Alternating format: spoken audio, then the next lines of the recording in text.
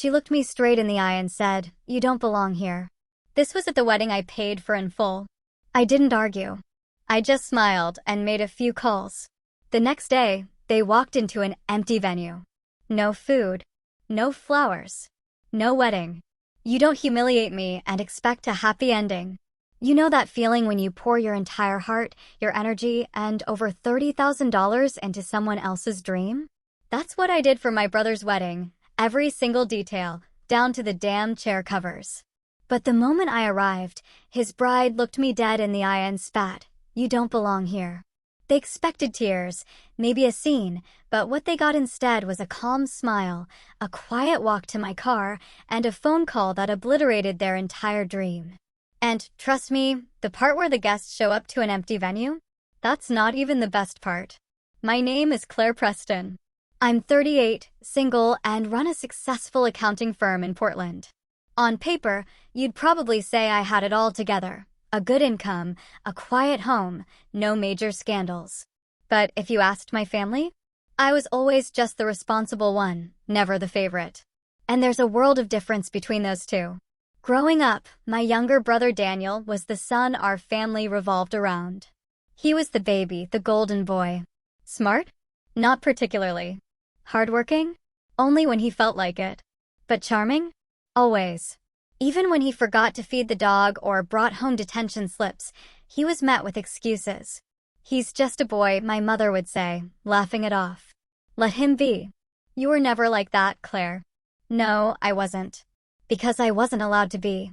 From the time I was 9 and Daniel was 4, it became crystal clear. My role in the family was to accommodate, to be patient, to give way. My mother's favorite phrase? "Claire, you're older. You should know better." Whether it was letting Daniel have the last cookie, staying quiet when he broke my birthday gift, or pretending not to mind when he was praised for things I'd done first, my life became a series of quiet forfeits. A lifetime of "that's just how families work." By high school, the gap between us was undeniable. Daniel struggled academically and socially, yet every milestone he hit was treated like a miracle. Me? I graduated with honors, got into a top university on a scholarship, and my parents barely made it to the ceremony. My father had to work, my mother had a cold, and Daniel had baseball practice. I remember sitting in my cap and gown, watching other families swarm their kids with flowers and hugs, while I just smiled politely and told myself it didn't matter. But it did. It mattered a lot. Still, I never said a word. That was my role, after all. Quiet, self-sufficient Claire, the one who didn't need praise, didn't need help, and certainly didn't need to make a scene. So, I buried the resentment. I told myself Daniel just needed more attention, that maybe if I kept showing up, they'd see me too. After college, I built my own life brick by brick. I didn't ask my parents for a dime. I worked 2 jobs, lived in a tiny apartment, and eventually opened my own firm. When Daniel dropped out of college to find himself, my parents didn't blink. When he crashed his car and needed a loan, they sent him $5,000 without hesitation. I didn't ask them why I never got that kind of help. I already knew the answer. You're the one we don't have to worry about. It wasn't until my late 20s that I realized just how deep that pattern had carved itself into me. Even in my relationships, I played the caretaker. I dated a man for 4 years who routinely made me feel like an afterthought. And when it ended, he said, "You're great, Claire. Just not exciting." That cut deeper than he probably meant it to. Because for most of my life, I'd been taught that being stable, generous, and reliable wasn't something to be celebrated. It was something expected, and it didn't make me lovable. It made me forgettable. That breakup hurt more than I let on. What stung most was the feeling that I had lost again without even playing the game. I gave, I sacrificed, I showed up, and still ended up alone. I remember sitting on the floor of my kitchen that night with a bottle of wine, wondering when exactly I'd become invisible to the people who were supposed to see me first. But still, I kept the peace. I called my mother every week, remembered birthdays, showed up to family events with thoughtful gifts. I asked about Daniel's job interviews, cheered him on when he landed a sales role, and even helped him rework his resume when he got laid off. I told myself this was just what big sisters did. When he met Madison, his fiancée, I genuinely tried to make a good impression. She was younger, polished, always on her phone. She worked in some kind of event coordination, though she never quite explained what. The first time we met, she gave me a quick once-over look that I brushed off as nerves. But even then, something in her demeanor reminded me of people who saw me as useful, but not worthy. Still, when they got engaged, I didn't hesitate. My first instinct wasn't jealousy or hesitation. It was, how can I help? Because despite everything, I wanted to be part of it. I wanted to matter. I offered to help with the planning, not as a controlling older sister, but as someone who'd done this kind of thing before and genuinely wanted the day to go smoothly. When they hesitated over finances, venue costs, catering, photography, I said, let me handle it. Consider it my wedding gift. They were stunned. Daniel hugged me. Madison cried. My mother said, Claire, that's so generous of you. For the first time in years, I felt like maybe I had finally stepped into the circle I'd always been orbiting from the outside. But I should have remembered, in my family, generosity was never reciprocated. It was expected. And love wasn't shown through effort. It was handed out to the ones who demanded it loudest. I didn't know it then, but everything I thought I had been building, every bridge, every olive branch, every quiet sacrifice, was about to be set on fire. And it would all begin with 8 simple words spoken at the wedding, you don't belong here. And this time, I wasn't going to walk away quietly. It was about 6 months after that quiet, pivotal moment in my kitchen after the breakup that Daniel called to tell me he was engaged. I was watching the rain drip down the kitchen window, a cup of coffee cooling in my hand when his name lit up my phone. He didn't call often, usually just quick texts or short replies in the family chat. So, I answered immediately, expecting something casual. Instead, I was greeted with pure excitement. She said yes, he shouted into the phone. I blinked. Who, Madison? He laughed. We're engaged. There was a pause, brief but telling. Maybe he was waiting for me to scream, to cry with joy, to ask for details. But my instinctive reaction was to say something that felt both sincere and oddly practiced. I'm happy for you, Daniel. And I was, or at least I wanted to be. I met Madison for the first time 2 weeks later when they invited me out to dinner. She chose the place, modern, upscale, trendy. The kind of place where wine came in glasses the size of fish bowls and appetizers looked like art installations. She was polite, perfectly poised, and at first glance seemed gracious. But there was a stiffness to her smile, a coolness in her tone whenever she turned to me. She called me Claire with the same energy you'd use addressing a front desk clerk. Still, I made the effort. I asked about how they met, how he proposed, how wedding planning was going. Madison gave brief, efficient answers, barely disguising her annoyance when Daniel interrupted with some joke or memory. She laughed, but not with her eyes. I'd seen women like her before, polished, composed, and quietly calculating. After dinner, I offered to cover the bill. She didn't protest, didn't even thank me, just nodded like it was expected. Later that night, Daniel called me privately and admitted they were kind of freaking out about the wedding budget. They'd looked at venues, catering packages, and photographers, but everything was outrageously expensive. She wants it to be perfect, he said, almost apologetically. But I just got this job and her contract work isn't stable. We're thinking maybe we'll scale it back or push it a year. I listened in silence for a few seconds, and then I surprised even myself. You know what? I said. Let me help. There was another pause, but this time it was heavy with disbelief. I mean it, I continued. Let me cover it. As your sister and as someone who wants to see you happy, I'll pay for the wedding. You're serious? Completely. Venue, catering, cake, photography, flowers, whatever you two want. No strings attached. Think of it as my gift. I heard his breath catch. Claire, that's... I don't even know what to say. You don't have to say anything. Just promise me one thing. What's that? Make it a day worth remembering. That's all I want. I don't need speeches. I don't even need a spotlight. I just want to be there watching you step into the next chapter of your life. He was quiet for a moment. Then he whispered, I love you, sis. It was one of the few times I ever heard him say that without being prompted. Over the next few weeks, the logistics began. I asked Madison for her Pinterest board, her preferred color scheme, the kind of venue she wanted. She responded somewhat mechanically with links and photos, usually passed through Daniel. The few times I reached out to her directly, she was polite but curt.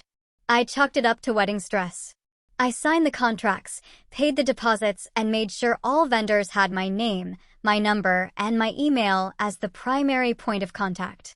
My lawyer even helped me draft a simple clause in each contract: no transfers, no changes, no third-party interference without my written approval.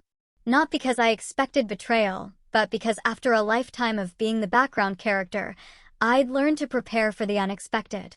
One afternoon, as we finalized the venue reservation, a beautiful estate just outside the city with lush gardens and a glass-ceiling reception hall, Daniel came by to thank me. He brought flowers, which was rare, and gave me a quiet, grateful hug. "I don't know how we'll ever repay you," he said. "You don't have to," I told him, meaning every word. "I don't need anything except to see you happy. That's the only return I want." That was the moment I said the words that would later echo in my head louder than any argument. "I don't need credit, Daniel. I just want to see you walk down that aisle and start your life. I'm not here to be noticed. I'm just here to help." And I meant it. Every single word. At that moment, I believed I was doing something generous, something sisterly, something right. I had no idea that this simple act of love would be the very thing they'd use to push me out. But that realization wouldn't come until much later. At the time, all I could feel was hope, a warm, growing sense of purpose. Looking back, I should have paid closer attention to the way Madison's eyes barely met mine. The way her thank yous always came secondhand. The way her smile never quite reached past her teeth. But I didn't. I had just handed over the keys to a perfect wedding. And in return, all I asked for was a place in the room. The week after I signed the last vendor contract, I got a call from Madison. Her voice was unusually sweet, almost performative. "I wanted to ask you something," she said. "Something special." I was standing in the break room at my office, holding a microwaved lunch I no longer felt hungry for. "Of course," I replied. "What is it?" "I'd love for you to be my maid of honor." I paused, surprised. Up until that point, Madison hadn't shown much interest in including me. Most of our interactions were filtered through Daniel or through short, clipped emails about logistics. But now, suddenly, she wanted me standing beside her on the most photographed day of her life. "That's really kind of you," I said slowly. She laughed lightly. "Well, you've done so much already. It just makes sense." Something about the way she said it felt transactional, like a thank you card handed out of obligation. But I pushed that feeling down and said yes.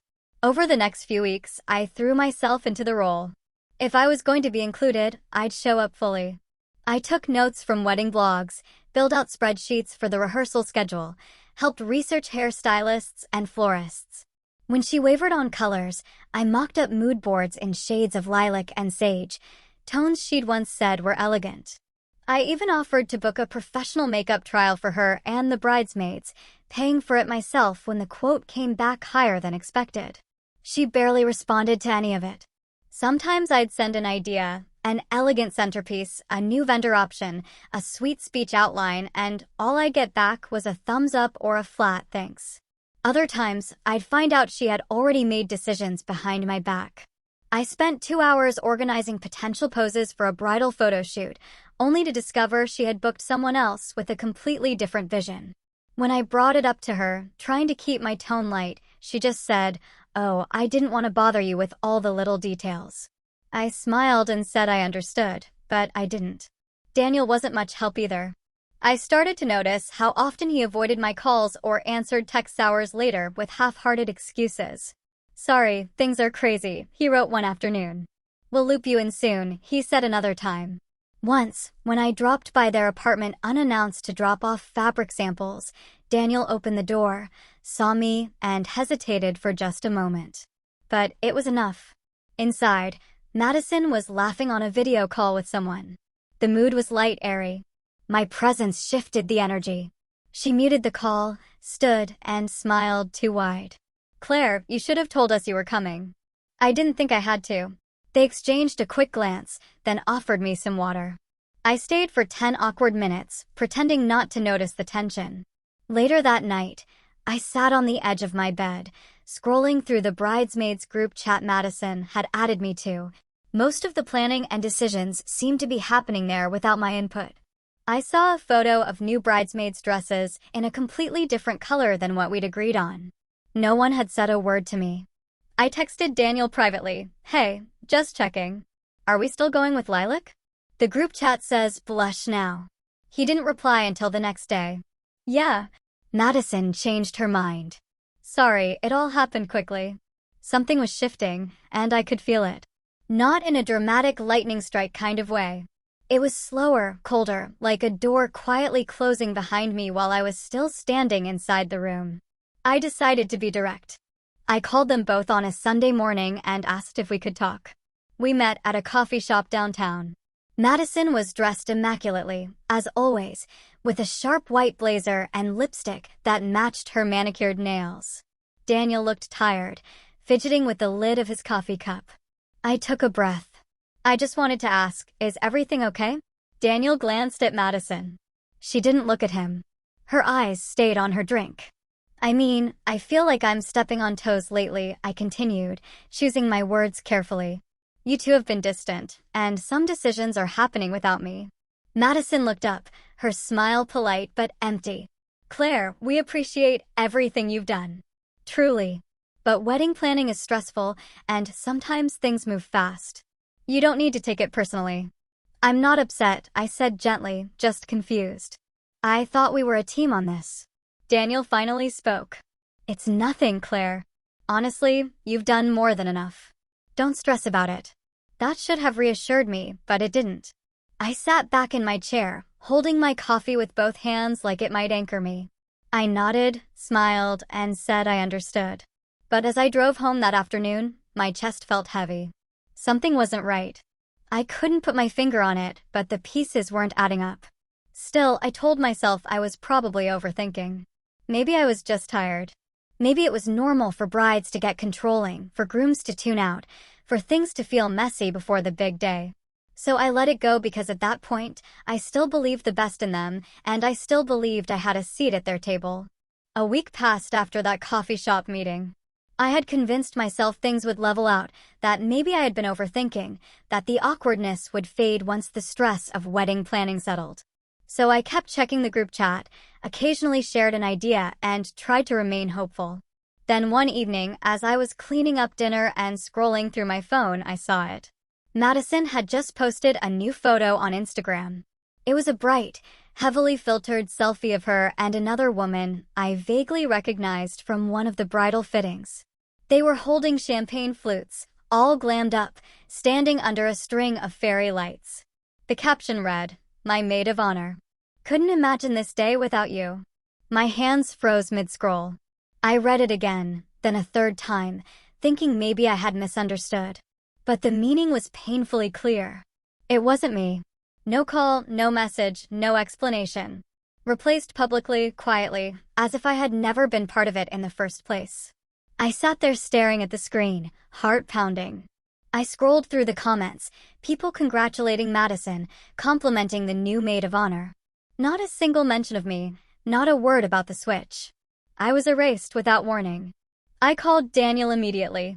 It rang 4 times before he picked up, his voice casual, like nothing had happened. "Hey, Claire. Everything okay? Did you see Madison's post?" There was a pause. "Yeah. Why didn't anyone tell me?" He sighed, like I was making something bigger than it needed to be. "Look, Madison felt like she needed someone closer, like a best friend, not just family. I was the maid of honor," I said slowly. She asked me. "I've been helping with everything, planning, payments, timelines." "I know, and we really appreciate that," he cut in quickly. "But this is more of a symbolic thing for her. You're still invited. You'll have a seat at the ceremony." My throat tightened. "A seat? You know what I mean," he said, brushing it off. "You're still family." That word rang in my ears like a mockery. I hung up shortly after. He didn't try to call back.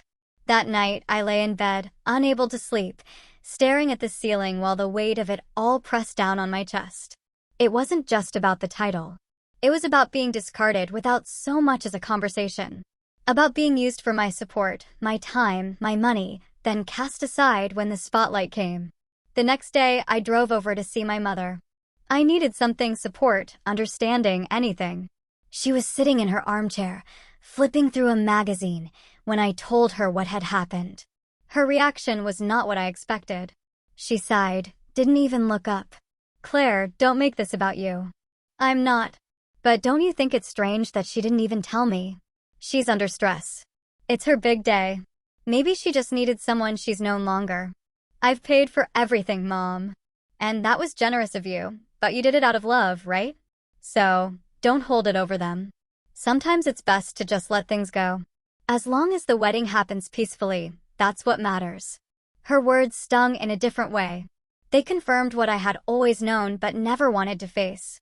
To them, my job was to give quietly, without complaint, without recognition. Even now, even when I was clearly wounded, I was expected to stay quiet, to be mature, to let others take the spotlight, no matter how much it cost me, literally and emotionally. I nodded slowly, not because I agreed, but because I knew nothing I said would change her mind. She saw any pushback as drama, any hurt feelings as weakness. In her eyes, I was still the big sister who needed to keep the peace. When I left her house, I didn't cry. Not right away. I drove home in silence, parked the car in the driveway, and just sat there. Only when the house was dark and I was alone did it hit me. A quiet kind of grief. The kind that didn't come with tears or sobs, just a numb ache that wrapped around my chest and made everything feel heavier. They hadn't just changed the title, they had changed the message. I wasn't important enough to be informed. I wasn't worthy of an explanation. I was good enough to fund the fairy tale, but not good enough to be part of it. 3 days passed. I hadn't spoken to Daniel. I hadn't looked at Madison's social media. I was trying, failing really, to get back to normal, to act like I hadn't just been erased from my own brother's wedding story. Work helped a little, but the ache sat low in my chest, like something too heavy to swallow. I kept going over things in my head, looking for a moment where I might have misread the situation, but everything pointed to one truth. I had been replaced, and no one cared enough to explain why. Then, on a quiet Thursday afternoon, Vanessa called. Vanessa had been my friend since college, though we'd drifted over the past few years. Life, work, distance, it happens. But when I saw her name flash across my phone, I picked up immediately. Her voice was warm, but hesitant. "Claire." "Hey, I just saw Madison's wedding post. I didn't know you were involved." I laughed dryly. "I was. I'm not anymore." She hesitated again, the way someone does when they know what they're about to say is going to open a wound. "I need to tell you something. And I'm sorry I didn't put it together earlier." I sat up straighter. "What do you mean?" "It's about Madison," she said quietly. "I realized something. Do you remember when you and Eric broke up?" "Eric?" His name hit me like a slap. He was my longest relationship, the one I had pictured a life with. We had been together for nearly 3 years before he ended things abruptly. No cheating, no big fight. He just said he'd fallen out of love. I'd spent months blaming myself, wondering if I'd been too demanding or not enough. "Yeah, of course I remember," I said cautiously. Vanessa took a breath. "After you two broke up, I ran into him at a bar. He was with someone. I didn't think much of it at the time, but now, seeing Madison's face on all these wedding posts, it clicked." There was a long pause before she said it. "Claire, I'm almost certain the woman he left you for was Madison." I didn't speak. My mind was racing, flipping back through hazy memories, trying to match details. I remembered Eric acting strange that last month, going out late, changing his passwords, deflecting any serious conversation.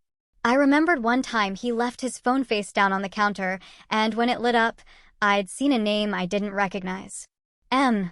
I thought it was a coworker. "Are you sure?" I asked, my voice tight.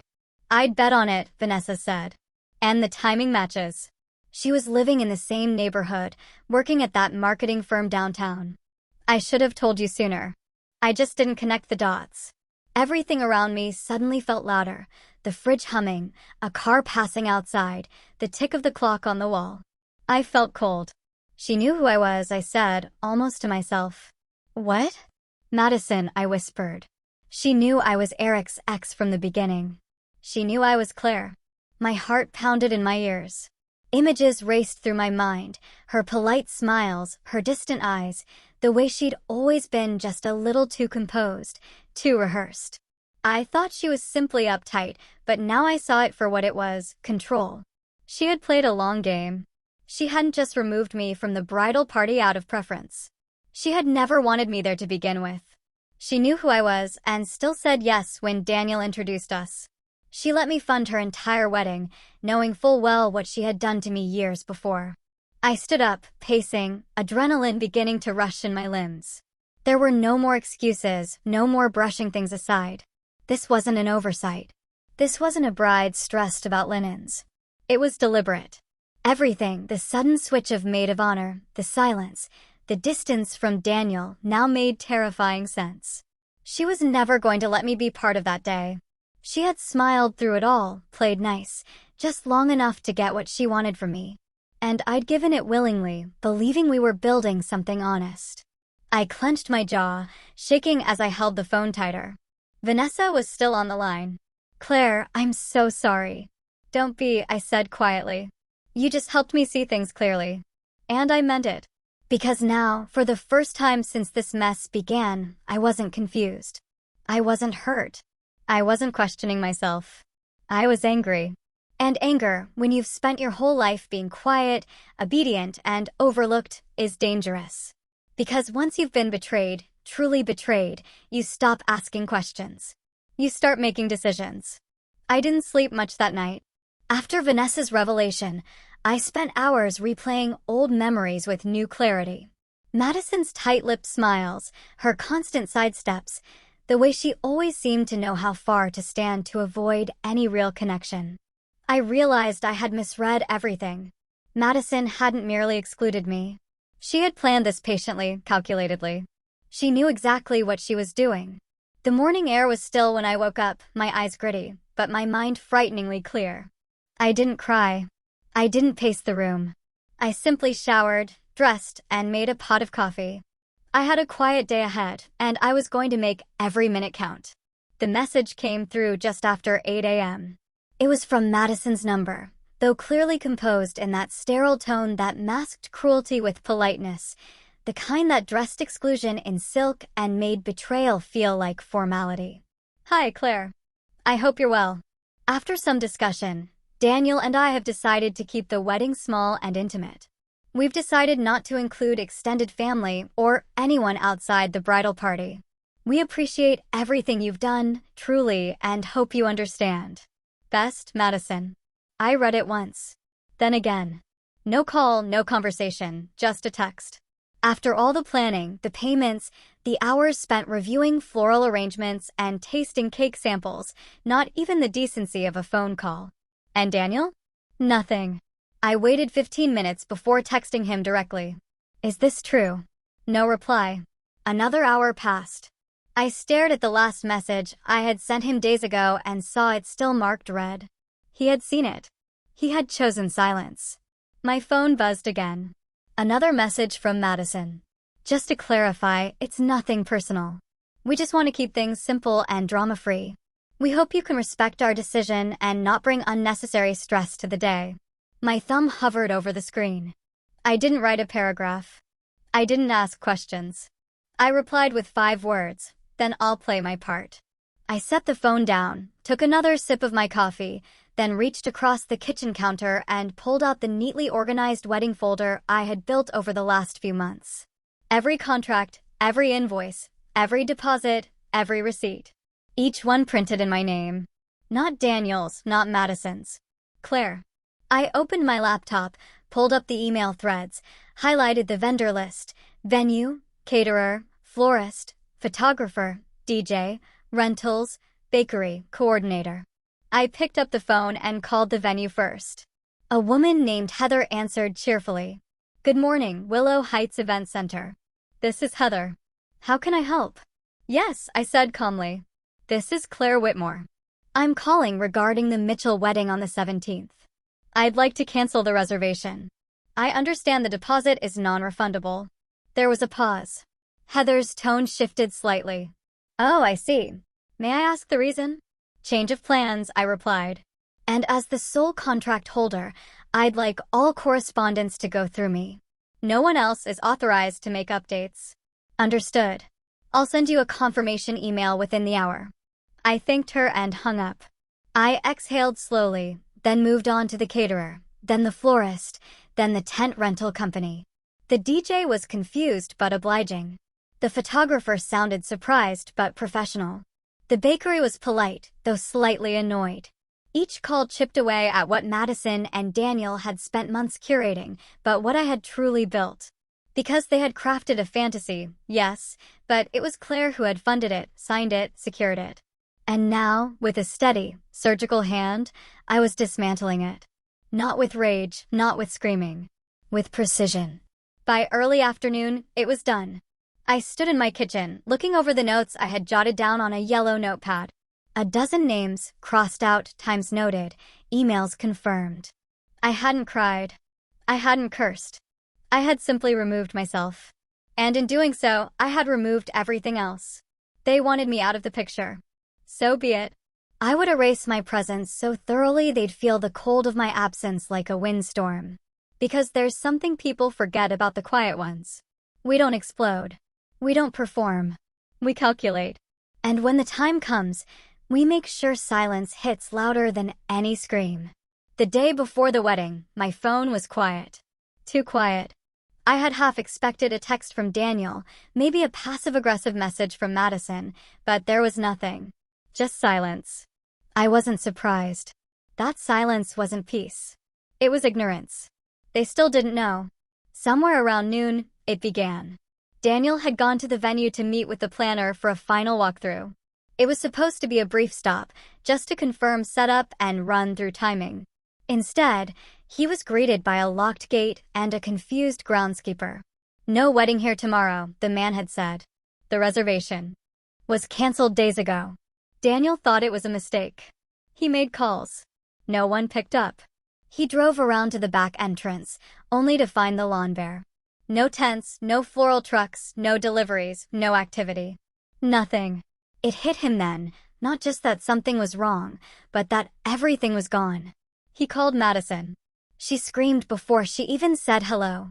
I didn't know exactly what was said, but I imagined Madison's voice rising into that familiar shrill pitch she had always masked with fake sweetness. Madison tried calling the caterer. The number rang, then forwarded to voicemail. She called the florist. Cancelled. The photographer. Madison's mother tried reaching the rental company. The voicemail informed her the reservation had been nullified per contract terms. Then finally, my phone rang. It wasn't Madison.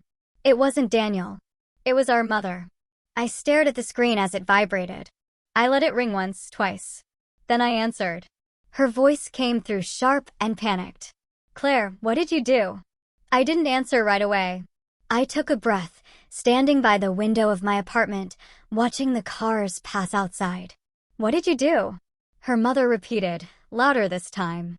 Daniel said the wedding is ruined. Everything's been canceled. Are you behind this? My voice was steady. Calm. Almost too calm. You should ask the people you chose to defend instead of me. My mother paused. Claire, this is your brother's wedding. My voice dropped an octave. Yes, the one I paid for. The one I was uninvited from. You're overreacting, my mother hissed. This is Madison's big day. You've made your point. No, I cut in, my voice steel now. I haven't. Not yet. There was a silence so thick it felt like it hummed. My mother's tone changed. They're talking about legal action. Daniel's lawyer cousin said you could be liable for damages. I walked to my kitchen, picked up the wedding folder still sitting on my counter. I opened the front pocket and pulled out the stack of signed contracts. I had scanned them already, compiled into a neat PDF, labeled and timestamped. I just sent you an email, I said. Open it. My mother fumbled on the other end. A pause, then a quiet, tight voice. These are all in your name. Every last one, I replied. Venue, catering, rentals, flowers, music, photography, all of it. You never transferred anything to them? No. Why would I? They never asked. And after all, I was still supposed to be involved, wasn't I? My mother was quiet again. I could hear voices in the background, Madison sobbing, Daniel shouting into his phone. They tried to cut me out of my own investment, I said. So, I withdrew it. My mother sounded smaller than I had ever heard her. They have nothing now. Guests are flying in tomorrow. People are expecting. They should have thought of that before they sent me that message. My mother tried one last time. Claire, this will follow you. People will talk. Let them. I hung up. I didn't slam the phone. I didn't cry. I set it down gently, walked back to the window, and stood quietly, watching the shadows shift across the street. Tomorrow was supposed to be their perfect day. Now it would be the day they learned you don't cut out the person holding all the strings. Not unless you're prepared to watch everything fall. City Hall on a Friday afternoon wasn't meant to feel tragic. But there was something undeniably hollow in the air that day. The lobby smelled of floor polish and faded flowers. A small group of guests shuffled in with muted voices and confused glances, trying to understand why the grand wedding had been reduced to a cramped government room with folding chairs and a judge in a dated black robe. I arrived early. I didn't wear black. This wasn't a funeral, even if it felt like one. I wore a simple navy blue dress, elegant and understated. No makeup, no jewelry, no fanfare. I stood in the back of the room, unnoticed by most, and I preferred it that way. The room held no music, no decorations, just a row of metal chairs, a long table with a few documents, and a bouquet that looked like it had been picked up at a grocery store. The guests whispered among themselves. Some looked irritated, others bewildered. The older relatives, in particular, seemed confused, clearly expecting something grander. Madison entered first, clinging tightly to Daniel's arm. Her hair was pulled up hastily, makeup slightly smudged around her eyes. Her expression was tense, her smile forced. Daniel looked worse, pale, withdrawn, eyes darting as if searching for an exit. I didn't say a word. I didn't need to. I simply stood at the back wall, arms crossed, gently watching. The ceremony began without much preamble. The officiant cleared his throat and started reading from the standard script. No music, no processional, just words that felt increasingly empty. I noticed the sideways glances. People whispering as they recognized me. I could see it in their eyes, questions forming, confusion mounting. Some guests looked down at their programs, as if the paper might offer answers. But there were no programs. Nothing had been planned. Then came the moment no one expected.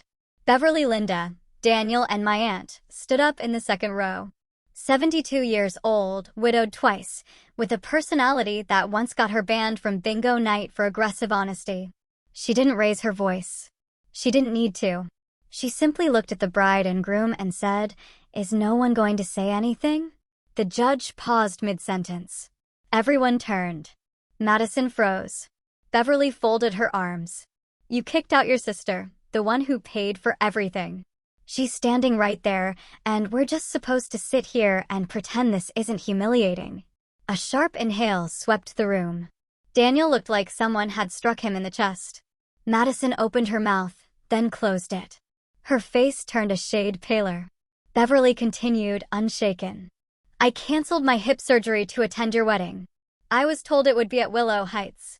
I bought a new dress, spent money on a hotel, and now we're all sitting in a courthouse because you couldn't be decent to the person who made it all possible." A few people murmured. I saw Uncle Richard nod slowly in agreement. Still, I didn't speak. I simply held Beverly's gaze, offering the faintest smile, a thank you without words. Madison finally whispered, "We didn't mean to." But Beverly cut her off. "No, you meant every bit of it. Don't you dare insult our intelligence. Claire didn't even have to show up today. But she did. And the way you're looking at her right now, like she's the problem? Shame on you." Daniel's shoulders slumped. His hands trembled as he stared down at his shoes. The judge awkwardly cleared his throat again. "Shall we proceed?"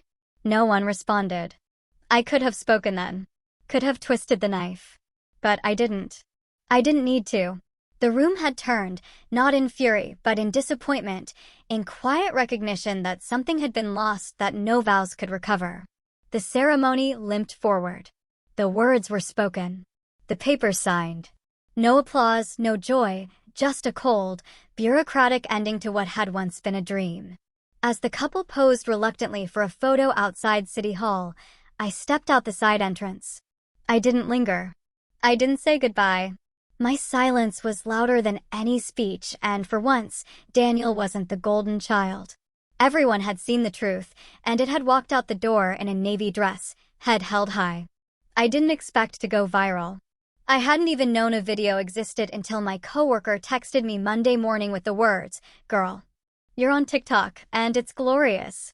The video had been posted by one of the younger cousins, a tech-savvy teenager who had recorded the now infamous moment at City Hall when Aunt Beverly stood and publicly called out Daniel and Madison. The footage was shaky, taken from a phone clutched too tight in nervous hands, but the audio was crisp. Beverly's voice rang clear. "You kicked out your sister, the one who paid for everything. She's standing right there, and we're just supposed to sit here and pretend this isn't humiliating." By the end of the clip, you could see Daniel's pale face, Madison's frozen smile, and me standing silently in the back, eyes steady, expression unreadable. The video took off overnight. At first, a few hundred views, then thousands. By the end of the day, it had surpassed 250,000. By midweek, it had over 2 million views and was being reposted across platforms with hashtags like #KarmaFail, #OurSpoiledSister, and #CityHallDrama. And the comments? Brutal, unrelenting, and entirely on my side. Imagine not inviting the person who paid for your wedding.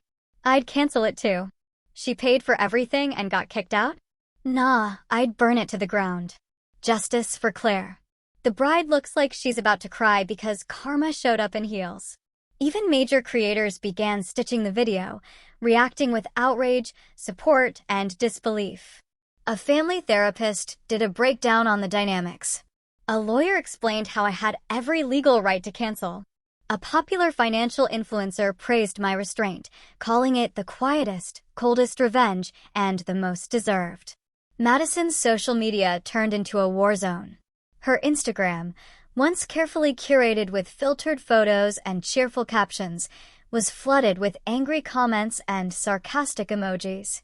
She tried turning off comments, then tried making her account private, but the internet doesn't forget. Screenshots circulated anyway. Her follower count began to drop. Brands she'd hoped to collaborate with quietly ghosted her.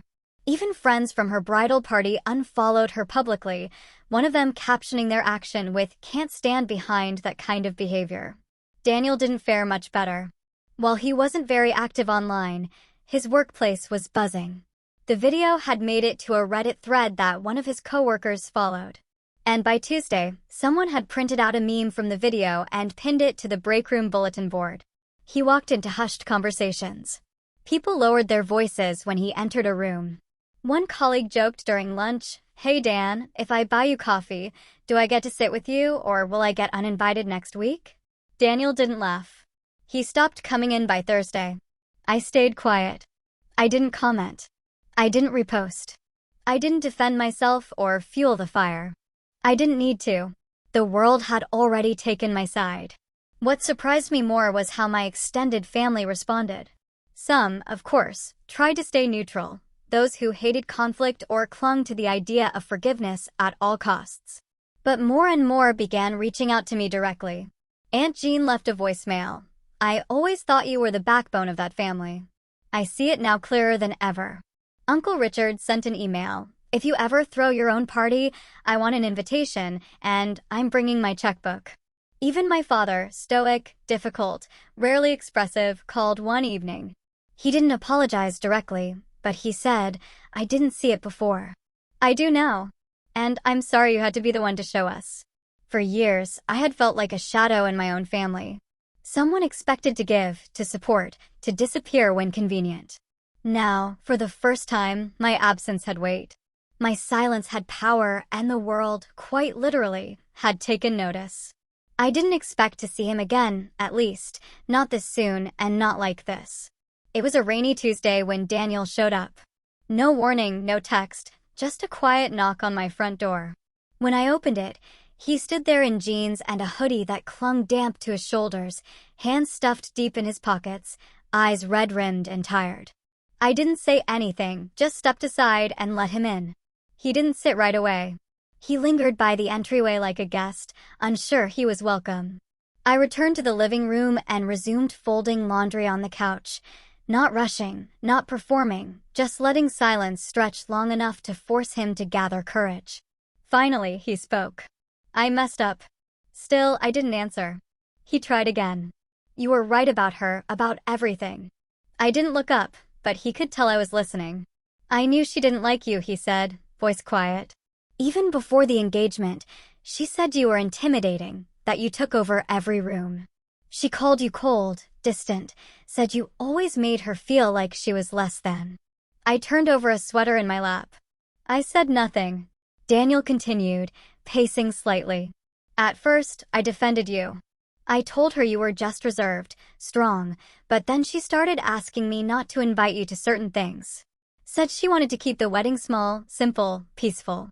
She said she wanted a drama-free day, and you brought history. His voice cracked slightly on that last word. I looked at him then, not angry, not heartbroken, just tired. I didn't push back hard enough, he admitted. I was scared. I thought if I stood up to her, she'd call it off. I thought I could keep peace between both of you, that if I just let it slide, things would settle down. He paused. But they didn't. I finally spoke. My voice was calm, even. You let her erase me. Daniel swallowed hard. I did. For a moment, there was only the sound of the rain tapping the window. I folded another shirt. I found out something yesterday, he said, more hesitantly now. Something I should have known a long time ago. She didn't ask. She waited. Daniel exhaled slowly. She's still been talking to Ben.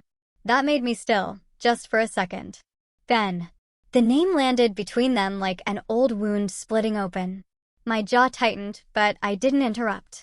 Daniel continued, his words halting now. I saw a message on her iPad. I wasn't snooping. She left it open. It wasn't just a, hey, how are you? It was flirty, familiar. She told him she missed talking to someone who really understood her. Said he was the only one who ever really made her laugh. He looked at me directly now. I didn't know. I swear, Claire. I wouldn't have if I'd known back then. You would have married her anyway, I said, cutting in for the first time with intention. Not accusing, not emotional, just factual. Daniel dropped his gaze. I don't know, he whispered. They sat in silence again. I placed the last folded towel on the pile beside me, then leaned back against the couch. I didn't come here to beg, he said. I needed to tell you I was wrong, that I failed you. As your brother. I studied him. This boy I'd helped raise. The boy who used to beg me to check under his bed for monsters. The man who had become a stranger to keep the peace with someone who couldn't even keep loyalty straight. Finally, I said, you knew how much he meant to me. I did, he said, eyes shining. And I let her into our family anyway. And then I helped her push you out of it. He rubbed his face with both hands, ashamed. I don't deserve forgiveness, but I didn't want you to hear about Ben from someone else. I nodded once. It was not forgiveness, but it was something. He stood then, not expecting to be asked to stay. I won't bother you again. Thank you for telling the truth when no one else would. He turned toward the door, then stopped. She never deserved what you gave her, but I did, and I threw it away. I remained seated, still and calm. And when the door clicked shut behind him, I closed my eyes for just a moment. Not to cry, but to breathe. Not everything broken needed to be fixed. Some things only needed to be understood. The next day, I met Vanessa for coffee. We hadn't sat down like this in months. Not since before all the madness, before Madison and Daniel's engagement had thrown a quiet grenade into my already strained family ties. We chose a small place tucked behind an old bookstore, the kind of cafe where the music was soft and the booths creaked with age. Vanessa ordered chamomile. I didn't order anything at all. I stared at the steam rising from Vanessa's cup and said quietly I knew. Vanessa looked up. Knew what? My voice didn't waver. That Madison was the girl Ben left me for. I knew it months ago. Vanessa set her tea down slowly. You never said a word. My mother would have told me to let it go. Madison would have played innocent. You've seen it before. How many times have I spoken up only to be told I was overreacting? Vanessa didn't respond. She knew it was true. I leaned back in my seat, looking older than usual. Not in a tired way, but in a way that made it clear I'd been carrying things for too long. I didn't cancel the wedding because of what she did to me in the past. I canceled it because they didn't even ask why I walked away. They never wanted to hear it. They just assumed I'd take it, like always. There was a long silence between us, heavy, but not uncomfortable. I continued, softer. Now, I wasn't trying to ruin their lives. That's not what this was. I wasn't out to humiliate them. If anything, I was done pretending they didn't already humiliate me. Vanessa's eyes narrowed. So, this wasn't revenge. I shook my head. Not in the way people think. I didn't cancel to get back at them. I canceled to stop enabling them. There is a difference. I folded my arms and exhaled deeply. I've spent my life giving people the benefit of the doubt. Letting things go, making excuses for everyone but myself. I watched my own brother shrink away from me just to keep the peace with a woman who didn't even try to hide her contempt. And I let it happen. Vanessa leaned in, her voice slow. But when you found out she was still talking to Ben, why not tell him? I looked out the window. Because Daniel doesn't learn from warnings. He learns from impact. Vanessa blinked. I've tried, I said. All my life, I've tried to protect him from our parents' favoritism, from his own blind spots. But he chose her. He chose silence. He chose comfort over truth. And comfort is always louder until it disappears. My fingers tapped the edge of the table once, twice, then stilled. I wasn't going to fight for a place I was never welcome in. I wasn't going to scream or beg or show up uninvited and cause a scene. I just stopped paying for the fantasy. Vanessa nodded slowly. So what now? I turned back to her, my expression calm. Now he lives with his choices, like I lived with mine. I'm not angry anymore. I'm not hurt. I'm just done. A quiet understanding settled between them. No fireworks, no catharsis, just truth. I added, almost as an afterthought, it wasn't about the money or the wedding or even Madison. It was about finally stepping out of a role I never agreed to play. I looked Vanessa in the eye. I didn't destroy their wedding. I just stopped holding it up. And with that, I stood, gathered my coat, and left before the tea went cold. A month later, I received a message from my mother. It was short, too polite to be sincere. Let's have dinner this weekend. Just the three of us. I think it's time. I didn't reply. Not right away. I stared at the screen for a moment, then set the phone down without a word. The last time I'd sat at a dinner table with my mother and Daniel, I had been asked to stay quiet, to keep the peace, to let them have their moment. That moment had passed. News of Daniel and Madison's separation had made its way through the family grapevine. The wedding disaster had been only the beginning. What followed, arguments, blame, old truths resurfacing, had torn apart the image they had so desperately tried to build. Apparently, Daniel had moved out. Madison had gone silent. No public posts, no couple photos, just absence. It was a quiet collapse. No screaming, no declarations, just the slow erosion of something built on pretense and pride. I sat on the porch of Vanessa's house that evening, a glass of water in my hand, watching the sky shift to a burnt orange. Vanessa joined me, settling into the wooden chair with a quiet sigh. They're not doing well, Vanessa said softly. I know, I answered, not turning my head. You're not angry? No, I said. Not anymore. Vanessa looked at me carefully. You still haven't seen your mom. She invited me to dinner. I let out a small, almost amused exhale. I'm not going. Vanessa raised an eyebrow. You sure? I nodded. For the first time in my life, I don't feel like I have to earn my seat at that table. And I don't feel guilty for walking away from it either. There was something settled in my tone. Not bitter, not triumphant, just steady. The kind of stillness that only comes after a storm so loud it leaves nothing but clarity behind. Vanessa reached out and gently touched my hand. I'm proud of you. I smiled a soft, private smile. You know what I realized? I said after a long pause. I spent years trying to be accepted by people who had already made up their minds about who I was.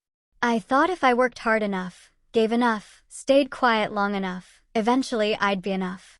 And now I know I was never the problem. I said simply. We sat in silence after that, listening to the cicadas hum through the trees. The kind of silence that doesn't need filling. Later, as the sun dipped low and the evening air cooled, I said goodbye to Vanessa and took the long way home. I parked my car near the park at the edge of town, a quiet place with winding trails and wide oak trees. I walked slowly, without destination, letting my thoughts settle with the rhythm of my steps. Children were playing in the distance, the echoes of their laughter rising and falling like waves. An elderly couple passed me on a bench, hands clasped tightly. The world, as it always did, moved on. I paused near a small clearing where the late summer sun filtered through the trees, casting long golden streaks across the path. I tilted my face up toward the light, letting it warm my skin. I closed my eyes. For years, I had tried to belong, to be the daughter they praised, the sister they respected, the woman they understood. But now, standing alone in the golden hush of evening, I didn't need any of that. I belonged to myself. And for the first time in my life, that was enough.